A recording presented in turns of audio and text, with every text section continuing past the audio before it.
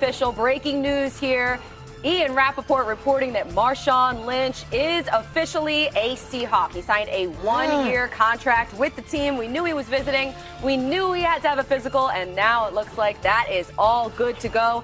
But let's get our guy Ian Rappaport on the phone here, see how this all went down. Ian, what's up? Good evening to you. What more can you tell us about how this happened? Well, this was actually a couple weeks in the making, Colleen. Marshawn Lynch visited very quietly the Seahawks facility a couple weeks ago, and he didn't sign. There wasn't really that big of a need. It was just for Sharpe being out for the season with a torn ACL. But at that point, it became pretty serious for Marshawn Lynch, and he started to focus in that maybe he would come out of his unofficial retirement and get back on the field for the Seahawks. Then you fast forward to this Sunday, and, of course, they lose Chris Carson out for the season with a fractured hip. They lose C.J. Prosise out for the season with a broken arm. And the need for a running back became great. They obviously worked out a couple of running backs today. Robert Turbin ended up signing, but they still had a big-time need, and that is where Marshawn Lynch came in. He flew in, arrived at the Seahawks facility earlier today, met with Coach Pete Carroll, met with General Manager John Schneider, and he's had really good relationships with those guys and other members of the Seahawks organization really over the past couple of years. That made this a lot easier. Took a physical. He told everything went fine.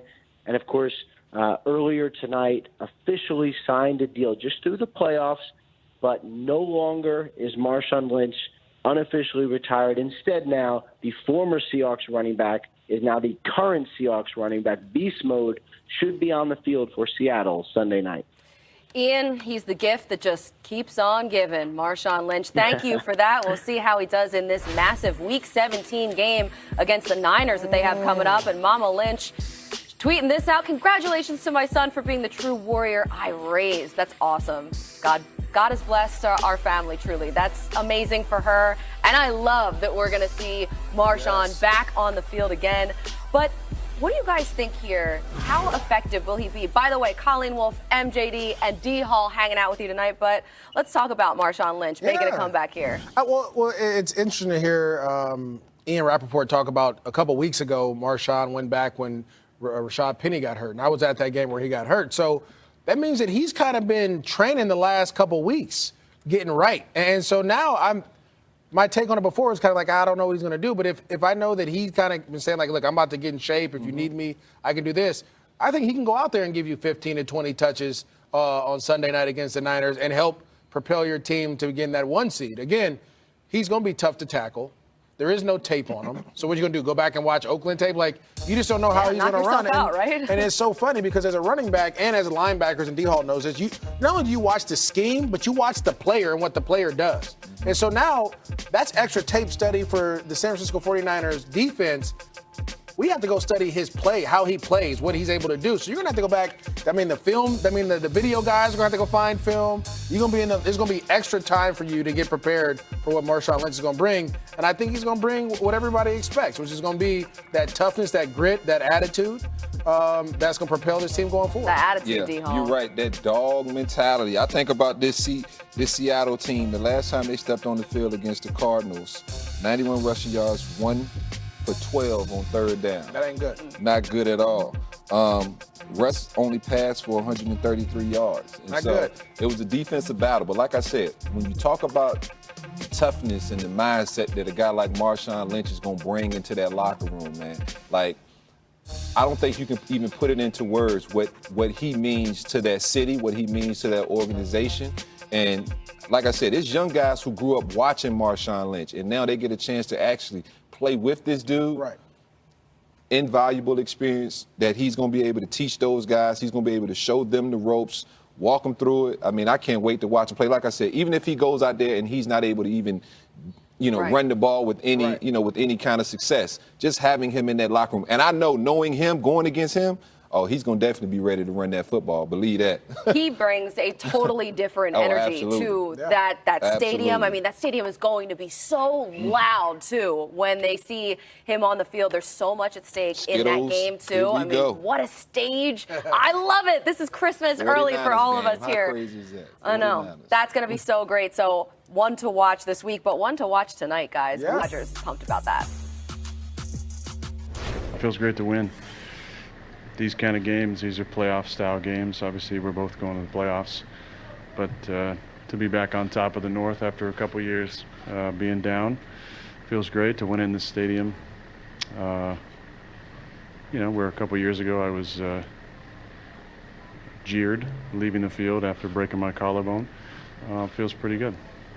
We've got a resilient group, a group that doesn't blink, doesn't flinch in tough times, and sticks together. And that's what we talk about all the time. And it's a credit to that locker room, and I couldn't be happier to be their coach. So with that, it's a tough place to come into too and play. The crowd was electric, and we knew it was going to be tough.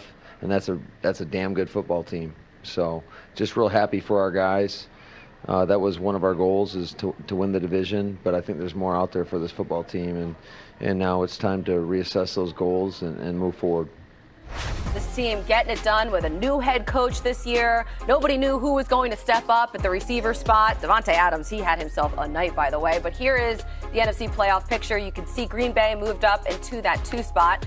San Francisco stays at the 1, and the Vikings, they have been locked into that 6 spot. So obviously they are still in the playoffs. But I want to start on the Packers side of things. And MJD, your boy Aaron Jones. So I'm glad you asked, because I was able to scout Aaron Jones out of UTEP, and I was telling D. Hall this story a little bit earlier. But he did everything that Christian McCaffrey did at Stanford. He did that at UTEP. And he didn't get the notoriety. It wasn't none of the good things. But he was the only guy there, and he was making plays and putting up points and winning games. And I used to tell coaches, like, hey, you may want to take a look at this guy. He's one of my sleepers. I think he's going to be great. He ends up getting drafted to Green Bay. And I thought it was a perfect fit because he has Aaron Rodgers there. And you can see, when Aaron Rodgers isn't doing well, like tonight, this is who they leaned on. And this is what is scary about this team, because now they actually have 2 backs that can do it. Aaron Jones, obviously, is the lead back, 19 touchdowns, leading the league. As we see there, scrimmage leads the NFL. But, man, 154 yards.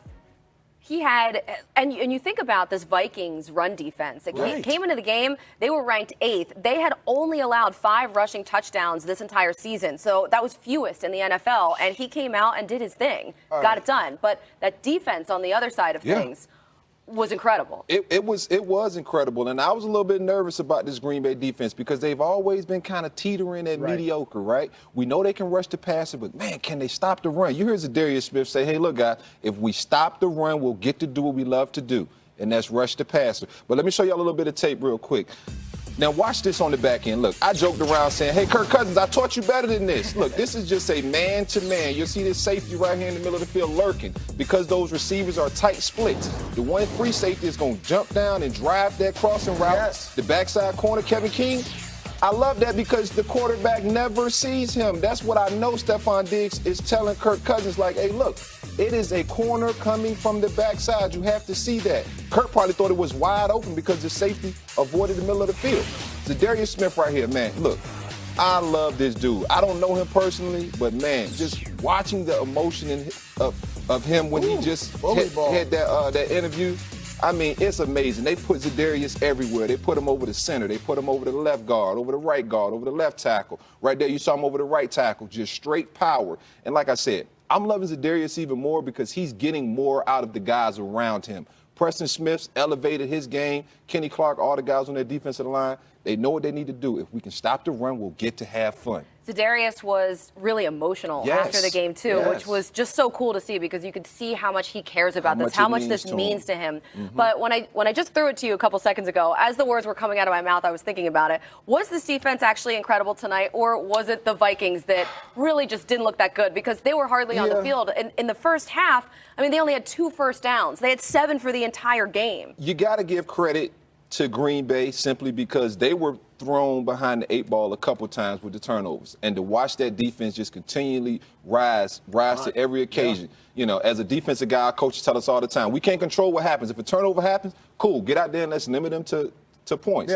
They limited Minnesota to those 3 points, but you're right, Colin. Minnesota was dismal at best. They weren't able to run the football, and I thought this was a Minnesota team that, hey, they got a chance if they can run the football. I know Dalvin Cook wasn't out there, but I still thought that they could get some type of movement with their running backs, and Kirk Cousins could then be able to use his play-action pass game. But not only was Zadarius Smith a beast in the pass game, but even in the run game, they were in the backfield tackling these running backs, and it made it hard for Kirk Cousins and this Minnesota offense to do anything. Well, I'll say this. I mean, the Packers' defense has been opportunistic all season long. And that's the one thing that you get terrified when you get in the playoffs, because if you make a mistake, they're there to pounce on it. We saw the Kevin King interception that you just showed. I mean, that's a mistake. You're supposed to keep that up to the near hash. Yeah. Like, keep that up there. Don't throw me over here where he's at. But you made a mistake. Guess what? We're sitting there. They're right here. You got a defensive lineman covering the running back. I mean, they're getting pressure on a 5-step drop where he has to throw the ball. Like, they are finding ways to impact the game defensively. And let's remember, it's been like that since week 1. Remember the week 1 game against the Bears? Oh, yeah. They forced all those turnovers with Mitchell Trubisky when the offense was struggling. And so, again, they've done their part. They've continued to do their part throughout the season. I think they're getting better. And the biggest thing is you still have that man behind center. I know. That everybody, like, for some reason, we don't want to talk about him because his night was all right. It was all right. But you got a running game. You have weapons on the outside. You have tight ends that can go out and make plays for you. Your defense is opportunistic. And you have a kicker that's made many of field goals when need to, right? Right. So do you feel confident saying Green Bay is in the same category as the Niners?